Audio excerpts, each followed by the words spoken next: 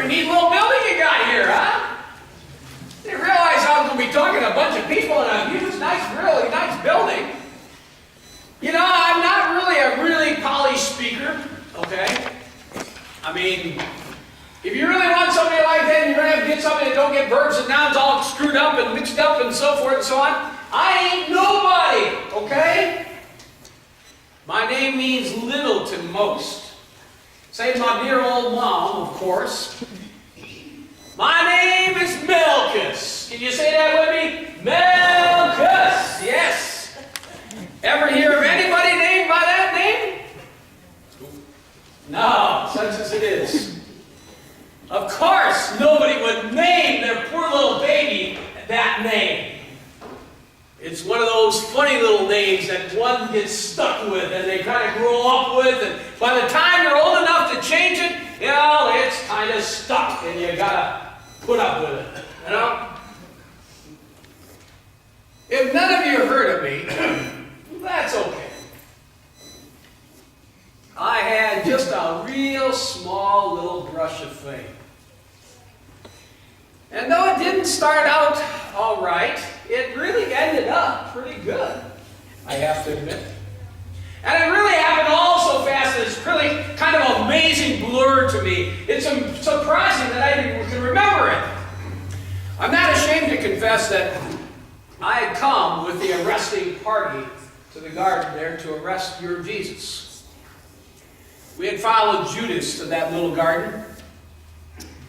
They were going to arrest Jesus right there on the spot, and my master, the high priest, really disliked him. That's saying it easily, okay? Nothing very exciting really happens around the palace of the high priest, so I figured, hey, you know, get a little excitement in my life, a little intrigue. I'd just tag along, you know, and just see what would happen. Well, as far as I know, that Jesus fellow of yours had done nothing to deserve jail or arrest or any of that stuff. But then, of course, the Romans, you see, they're not in the practice of telling anybody who deserves or will die or what. I mean, they make their own kind of decisions for themselves. And the high priest, well, he was just as mum about the situation as they were. He didn't care for anyone. Least of all me, his servant, okay? Servant for 9 to 15 years. I was no more than a slave to him. I'd have to clean up after his messes. You know what I mean? And I did my job, okay, and I kept my nose clean. I had enough beatings and mistreatments to keep from inviting any more problems in my life and so forth. So I kept it clean. I did my job, and I didn't say boo to nobody. Frankly, I didn't give much thought to the shiftings going on there in the high priest courts. No, I didn't pay no mind to that. Yeah, I would be in and out and clean up and so forth. You'd think a man like, a religious man like the high priest Caiaphas, he would have justice on his side. Let me tell you, there was no justice when it came to the high priest. I just figured, you know, they must have knew what they was doing, right? And so I just kind of wanted to see what was going to happen. So I kind of went along with them. You know, I wasn't about one to kind of get involved and take sides. Oh, no. I more or less watched life from the sidelines, you know. I was intrigued by what's going on, but I didn't want to get involved, you see. So I wasn't really a follower of Jesus. And I really wasn't fond of the high priest either. I mean, yeah, I worked for him and all that kind of stuff, but hey. So it didn't make any difference to me who got hurt, really, in this whole entourage, just as long as I didn't, okay? Well, those big shots, you know, they figure they got the world by the tail and everything happens around them. And I just kind of sit back in the background and watch it unfold. Now, while I'm in middle age and all, got a hair in my mouth, how do you women do this? Don't understand, okay? I still like the little adventure from time to time, you know, I'm not dead would call high drama by any means, but it did give my ticker a little spurt of juice and kept it moving, from one day to the next. There wasn't too much happening in Jerusalem at the time. At least not that I didn't see from my little vantage point. And always from a safe distance, mind you, to not get involved in the fray. I ain't one of those characters who looks for a fight. No, no. I'm not a trouble starter by any means. I just like to watch the action and see who's getting it next. You know how that is? Well, by this time, it was pitch dark night. Okay? When we all started out, we had a few lanterns to kind of light the way through the olive grove there. And I wasn't as careful as I probably should have been, or maybe in the background as far as I should have been. So I lost an ear. Ugh. I don't know how you girls do it. Yes, sirree, I lost an ear. Can you imagine that? Me? Malchus? We were a detail of soldiers, and some of us from the household of Caiaphas that had gone in the garden. Judas from Hereth, okay?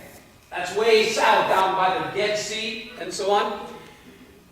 He was one of the rabbi's followers, and we had been coerced into leading us to the garden where Jesus and his disciples frequently prayed.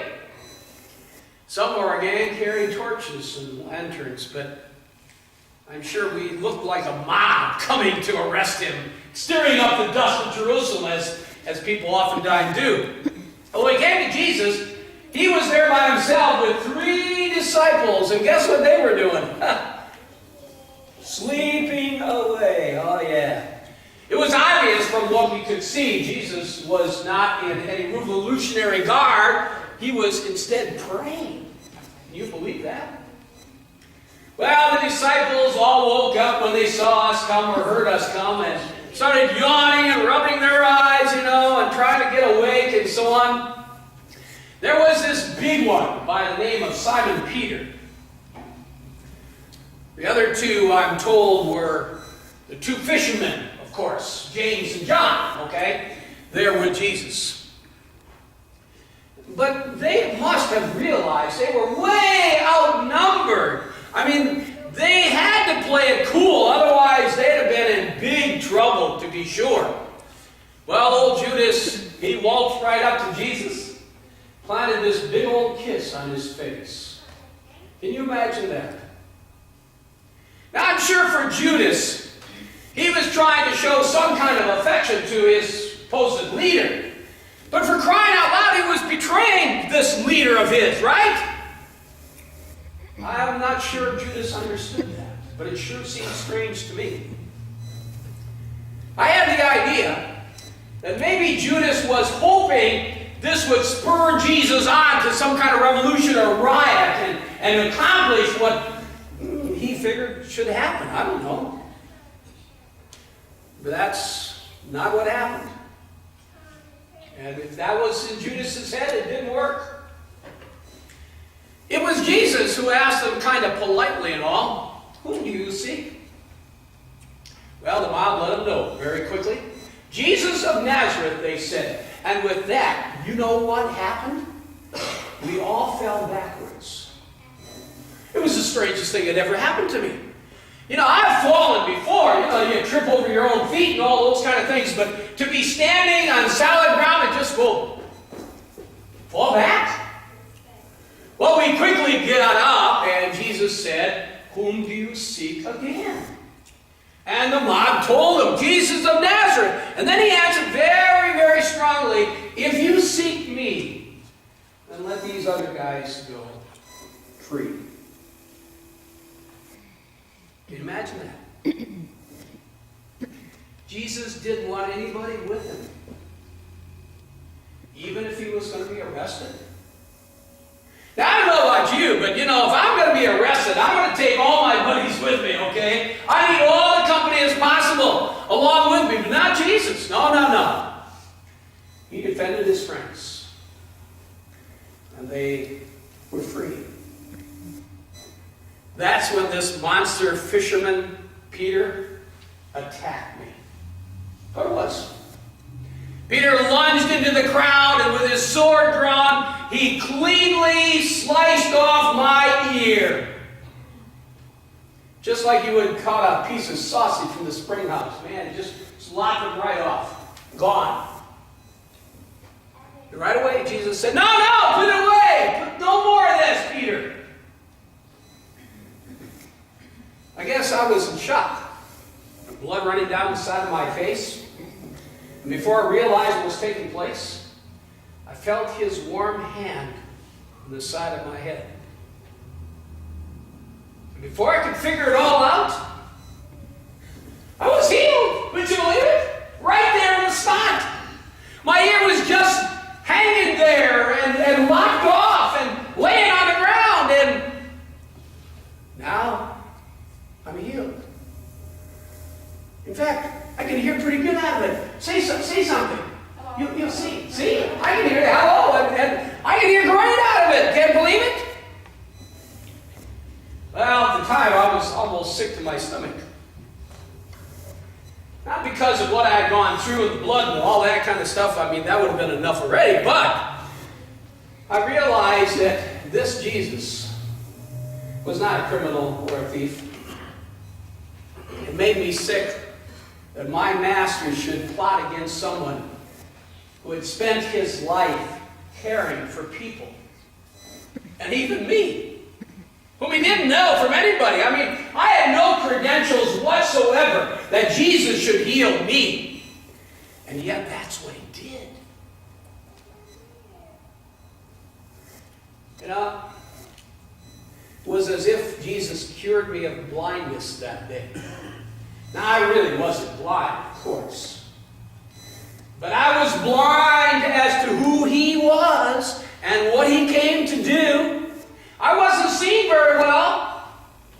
I saw a lot of dirty tricks going on there in the high priest's courtyard and so forth. But that day, Jesus awakened me to see what life really is about. My mind began to tick off some of the things that I had seen in my previous days and so forth. Things that I never thought much about before, but suddenly now, for instance, give me a couple. I mean, why was everybody so fired up about making sacrifices at the temple for the forgiveness of their sins when they no sooner left the temple and lived like the devil himself? What's that about? What's that about? Or how about my high priest boss? He was so put out because Jesus had come into the temple and chased those rascals out of the temple that changed monies and gouged the people and paid exorbitant prices for sacrificial animals, cheating the worshipers. What was that about? Shouldn't the high priest have kicked him out? Jolly joke. Why should you be able to go into the temple and expect honest people to deal with you? Is that a realistic expectation? Well, all these kind of sorts of things started ruminating through my mind. Here I was accusing others of not doing what they said they believed. And you know what? It was me. I wasn't doing it either. Bet you've had trouble now and again doing some of that kind of stuff, huh? Would you guess? Well, that touch of Jesus that day shook some big sense into me. No, he didn't grab and shake me. Oh, no. He just touched and healed my ear. Well, the guards and the officers grabbed Jesus, tied him up real good. They didn't have to do that. Let him away for trial and whatever else. They let him away as a common thief, a criminal. Can you believe it? I couldn't believe that they hadn't seen what he did to me. I mean, come on already. Were you guys blind? Did you not see what he did? And that's how you treat him? I suppose suppose they just simply ignored it, paid no mind to it. I mean, didn't they hear my scream? Didn't they see the blood splurting from my head? You know what happens when you get cut on the head? You bleed like a stuck pig, right? Although us Jews, we don't talk about pigs. I mean, didn't they see Jesus touch me? And suddenly the bleeding stopped. And my ear was replaced. Didn't they see that? No, they were blind. And it wasn't the fault of the darkened night either, of course. It was the darkness in their heart. It was as if I was standing in the bright sunshine and they could not see me at all. Now here I was, a nobody. But Jesus didn't first ask for my credentials. He didn't first say, do you deserve this? Do you honor me enough that I should heal you? No, he didn't ask any of those questions. He simply touched me and healed me right there on the spot. For the first time, my ears were open and I perceived real love. Oh, Caiaphas, my master, he had never spoken a kind word to me in all the years that I worked for him. Yet I don't feel angry toward them. I feel instead pity. I mean, they are the ones who plotted against Jesus and said, one man should die for the people, Caiaphas had said. Later went to see a couple of his disciples. I wanted to talk to them about this rabbi. I was pretty scared, but, I wasn't going to forget what this rabbi had done for me. I had to learn more about this man who had healed my ear. And I was stunned by what the disciples said to me. They talked about all the miracles that Jesus had performed, in addition to healing my ear. And even raising people from the dead, like Lazarus. He was in the grave for 4 days, for crying out loud. And yet he came to live again. They told me about God's love. I had never known that God loved anybody. In fact, I figure he didn't. But Jesus said he did. And that's why Jesus said, the Father has sent me. Because he loves you. In fact, God so loved me that I got to meet his only Son. And now I know what it means to really be forgiven. So, how's your hearing? Are you hearing what I'm saying? I know some of you people think that this is absolute nonsense, right? Well, that's because you haven't got into the prophets of the Old Testament to understand what that Messiah and all the promises that God has made about his coming meaning. But if you don't listen to little old Marcus, you aren't going to understand ever. So, how good's your hearing? I know some of your older folk are just about, going your own way and doing your own thing and so forth. And as long as everything comes up roses, God is kind of in the backfield of your life. Right? That is until some problems come along, like an earthquake, or a death, or a serious sickness. Then suddenly we go right on our knees and, oh God, please, and so on. Don't you see that God sees through that phoniness? That God sees the games you and I play? When things are good, we could care less or little about him. Then a problem comes. Oh yeah. Amazing, isn't it? How we play these games with God.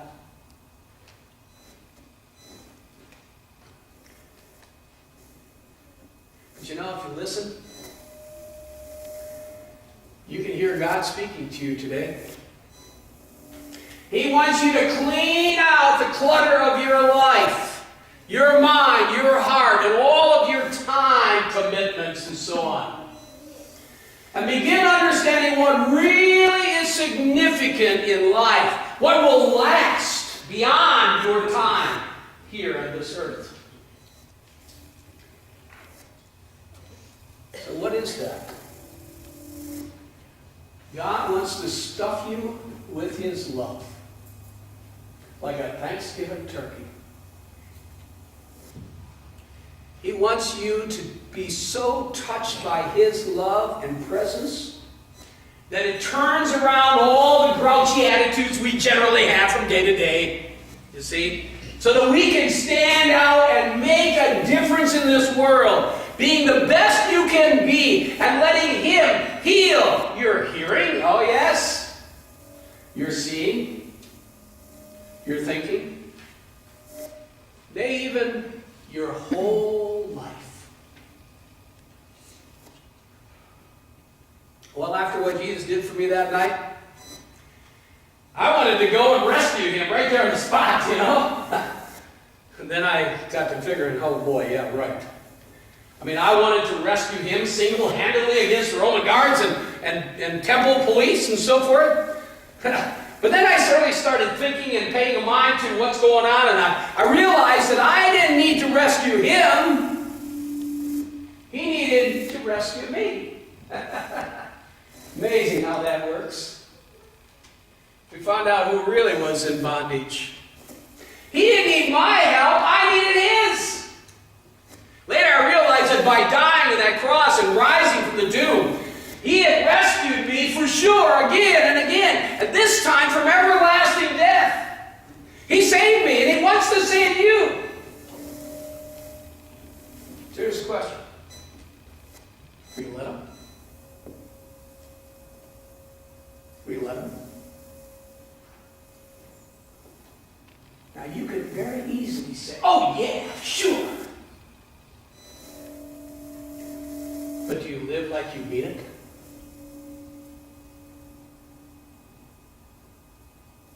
To say yes is easy. To live your yes is much more difficult, is it not? Let Jesus get into your brain so that you can start thinking about what's really important in life, instead of all those petty little things that we get so upset about and we think are so important. And they really don't amount to much at all. It's amazing, isn't it? How we major in minors.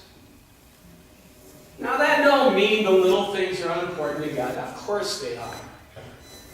But when you sum total it all together and bring it all together in one little pile, what do we have in the 70 or 80 or even 90 years that God might provide us here compared to eternity? Drop in the bucket? Drop in the ocean? What? Exactly.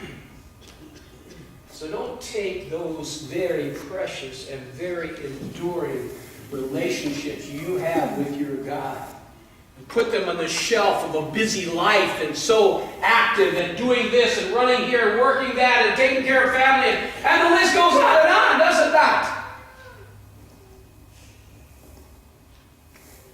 When you get absorbed with everything else that life throws at you, what do you forget?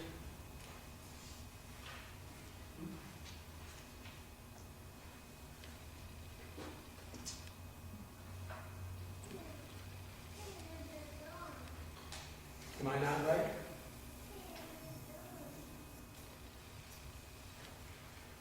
That's the way my life used to be, but not anymore. Jesus showed me something much more important. He showed me love. And when you've experienced that, nothing else can come close. You see, when Jesus restored my ear, I heard His message of love for the very first time. And it's never left me. I ain't good at talking in public, of course, but then I don't have to be a great speaker, do I? It's just something you and I really shouldn't just talk about anyway, is it? It's something you and I should live. Because then it makes a difference in your life and mine. Hey, it's been great sharing with you. But I leave you with one other thought, okay? You know what this is? It's called a dagger. It's short and tiny compared to the full-length sword. And the reason for that is it can be used in close quarters amongst riots and so forth, where lots of people are around you. You know what the word dagger means? Death. You can probably figure it out why, right?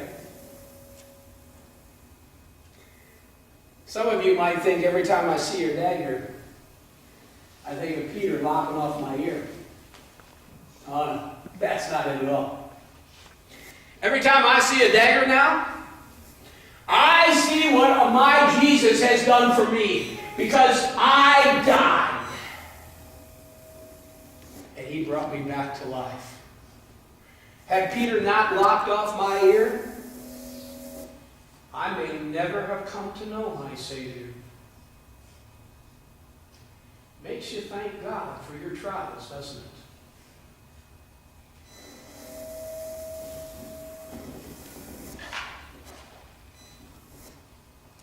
Shalom.